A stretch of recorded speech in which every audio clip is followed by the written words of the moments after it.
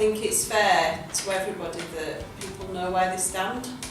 We're in a business where there's lots of decisions to be made, and going to meetings with passionate people who all have different views. There's no surprises when you get to mid-year, end-of-year reviews. We've had that conversation throughout the year and we know what we're talking about. I'm the type of person that things play on my mind, so if I want to sleep, I need to get things off my chest and I can't let things dwell for a while. So and I like harmony. They enable us to bring clarity to a situation, and they ultimately help us to engage in dialogue that will bring that clarity and help us to move on and move forward. They allow people to come out of their comfort zones, which sometimes isn't a good thing to do, but I guess helps a little bit of personal development. If I don't agree with something that's happening around me, I'll undertake a courageous conversation to improve the situation. Courageous conversations come up many times, whether it be in our personal life or in our business life. I prepare a bit. So I go through in my mind the points I want to get, and I generally when I'm driving along I'm having a chat with myself, so the things that I think I'm going to say, but you can't prepare fully because you never know how the other person is going to react. So I prepare really in detail. So I think very clearly about what it is I want to say, how I want to say it. I also think about the other party and their perspective in the situation, and I try and think about their reaction to what it is that I'm going to say and prepare how I'm going to respond to that. Think about how things could be implemented, what could be implemented. For me, it's about knowing the individual already, so there needs to be a level of preparation in terms of the examples you want to give. I prepare is by using the BIF model, which is something that I picked up in talent. So that's behaviour, impact, feelings and future. I just think it's a really good way to structure your conversation by being able to get the specific examples together and then talking that through with the handler. Plan. Now I might maybe just plan either in my head or maybe on paper. I think about the consequences if things don't change. Think about the impact on the person I'm having a conversation with, myself, other people around us. I'll think about their reaction. Also think about how I sell the idea of change, the benefits, and paint a picture of how things can be in the future. I think it's worth not doing it on the fly. I think if you've got an ability to take a step back and actually consider how you want to structure your courageous conversation, because if you attach too much emotion to it, I think you're going to end up either getting carried away or not actually be able to illustrate the point you're trying to make.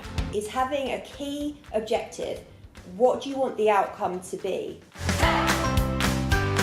My job is working with affinity partners, and sometimes we've got to give them messages like we maybe can't deliver everything that they've asked for, or that things might get delivered slightly later than we had all hoped. My mum, probably 3 or 4 years or so ago, my father was diagnosed with dementia and was still driving the car, and I felt that a change was required because I felt that it was putting my parents at risk.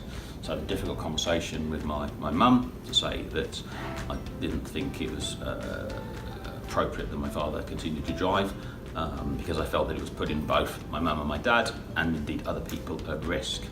Difficult conversation with my mum because it was her only means of getting around, but I sort of explained the situation, that the risks that she was facing, and a bit of shock and anger to start with. But I sold the idea in terms of, well, my brother and I can help you drive around. You can use public transport or taxis, and you can still get to the places you get to, not in the car. Eventually, she came around to the idea, and my father gave up driving. I kept having various pieces of work delegated to me, and I was finding it really challenging to complete what I was already trying to work on, in addition to the other pieces of work I was being asked to carry out. My sister, she it's completely different to me, but lived on white wine and cheesy balls as her diet, and I had to call that out and say maybe this isn't a good thing. She used a few expletives, but the outcome was good, and she's now cut down and varying her diet a little bit. I think she's gone on to cheesy balls and bacon frazzles. Yeah, generally good. No one's hit me or anything yet. for me, that could be anything from setting, some coaching sessions with the handler to looking at extra support needed. So could that be audits or, coaching on the job? The risks are really simple for me, that if you don't have the baby conversation earlier on, you end up having to have quite a big conversation later down the line. It can only be good because it means that the other person or the other party is really clear on where we are and what we need to do to either fix something, make something better, or move something forward. The individual had a much better appreciation for what was going on in my work world, and they were grateful for that. We were able to manage expectations a lot more, and it led to a much better working relationship as well, which is a big benefit. Part of that outcome, there's some follow-up. So we don't just have that conversation and then move on and pretend it's never happened. It's really important for us to almost revisit that to make sure that whatever it was that we agreed or that we did has actually taken effect and done the right thing. In summary, failure to prepare and prepare to fail. Out. So to prepare for courageous conversations, I Keep going. Do you?